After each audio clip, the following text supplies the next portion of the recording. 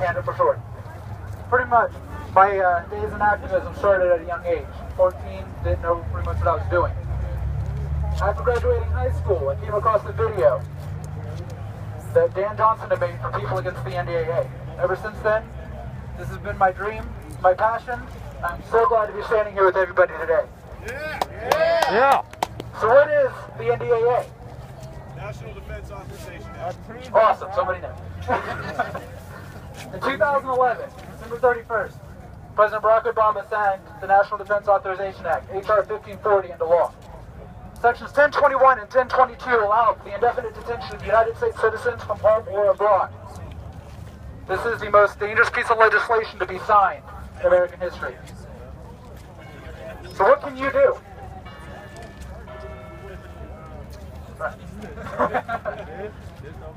We are using our take-back teams to go at the city level and attack this bill head-on. Starting at the city level, we can... Wow. Yeah, I know. Good phone speaking. You're doing great, man. Thank you, buddy. Okay. So you can. Just keep the cue cards out. You'll be fine. All right. Yeah. Well, the cue cards don't really help me. You're not being graded. You're not being graded. Yeah. If you were a B, We love you, man. We give you an A. You can attack this bill head-on by going to your local city government. Impose interposition against this legislation and attack it at the city level to, in essence, nullify. And, wrong part.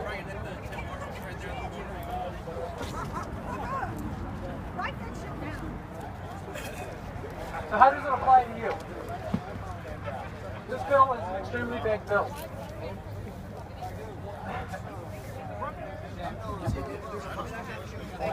Thank you. No, you got it. You got it, man. You got it, man. Yeah, Good job. Thank you. Sorry, I get nervous. That's all right. Good job. I want to just one more time give Dylan a really big round of applause for taking Yeah. His first time public speaking. He's actually taking over People Against the NDAA from the Panda National. He'll be helping people across the country take on indefinite military detention. Long story short, as he was saying, the NDAA redefines the word terrorist. So it says basically that anyone who commits a belligerent act is considered a possible terrorist. Well, what's a belligerent act? It could be anything from holding a sign to being at this rally to really doing anything that the government considers a terroristic threat. Which, who heard that New York City just instituted a new anti-terror team? Anybody? Did you guys hear what the mayor said the anti-terror team was for? Oh. Protesters. A fully armed anti-terror team for protesters. So they redefine the word terrorist, and then they say, we can detain you without charge and without trial, we can execute you, and we can torture you as well. So you have this piece of legislation, the 2012 NDAA, says all of this. Now people will say, well, it would never happen here. We would never see that in this country. Who knows the name Abdurrahman al-Awlaki? Does that ring a bell to you? Okay. Abdurrahman al-Awlaki was 16 years old. He was born in Colorado. He was an American citizen murdered by a United States drone strike in Yemen in 2011, under the exact same authority as the 2012 NDAA allows here in this country. Over 1,000 Muslim Americans were eventually arrested and detained shortly after 9/11 under similar types of legislation. But long story short, it's not all bad news. 7 jurisdictions, including the capital of New York, Albany, have banned the military indefinite detention from being utilized in their city, and you cannot be detained without charge or trial, according to the laws of Albany, New York, and 6 other jurisdictions. So the way you fight back, as Dylan was going to say, you go to pandaunite.org, and you can download a piece of legislation there. You can help set up local action teams, and then further, and probably most importantly, you take that resolution and you go to your police department. You pressure the city council. You guys know who hires your police chief, right? we do. We do. City council, technically. Who hires city council? We do. We do. So you pressure the city council by basically saying, oh, by the way, you guys won't have a job. And you put in a piece of police policy that says if the police department assists or allows military indefinite detention in your city or your county, then they will be fired.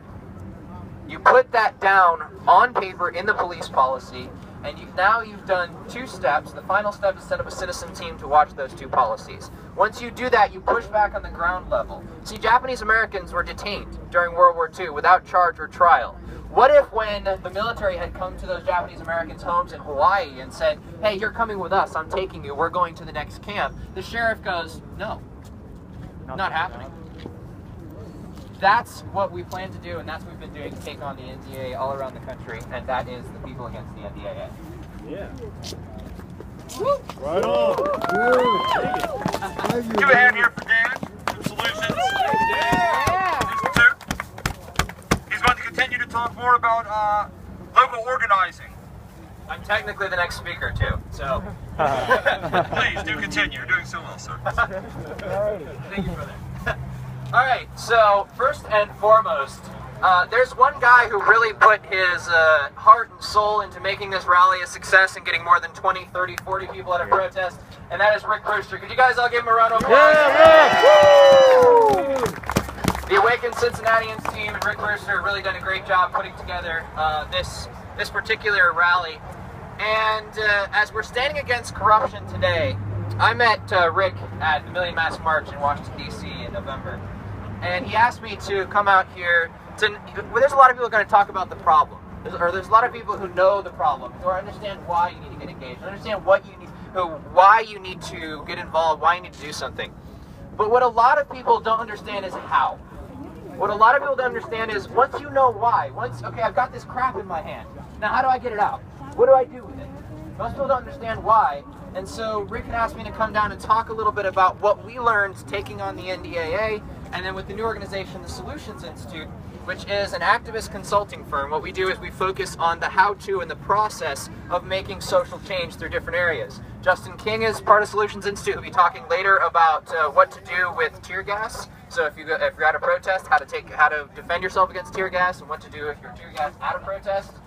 We'll be having a little bit of a Q&A later. But I want to focus on the particulars of local organizing. So there are 3 main paradigm shifts that you have to have when you go into politics. And what I mean by go into politics, not run for office. Who really here wants to run for office? Please don't raise your hand. I don't want you to get mobbed. Okay. So I don't mean running for office. I mean getting engaged and keeping the politicians off your back and out of your life. That's what I mean by getting engaged in politics. I mean getting engaged on the local level and preventing them from messing up your life and messing up what you want to do with it. So we're going to talk about 3 paradigm shifts today. The first shift is access to power. Now when most people get involved in local organizing, get involved in engagement, what's the first thing you're told to do when you want to change things? Come on, you guys know. Vote. Hey, Dan. Vote. This doesn't work? It's 50 watts. Oh, wow. Oh, Let's give me a bigger We're voice. getting serious. Hello? Does this work? Yeah. Alright, I like that. Okay, I'll eat the mic too. Right. Anyway, so, vote and what else? What else are you supposed to do? You're supposed to... Change it from the inside. Change it from the inside. That's the second. Contact your elected officials. Contact your elected officials. There you go. You're supposed to write your representatives. Who's ever done that? How well did that work? Not You're lucky to get a response. You're lucky to get a form letter back. You're lucky to get a. The secretary will write you back. You're lucky if you talk to the staff. Okay.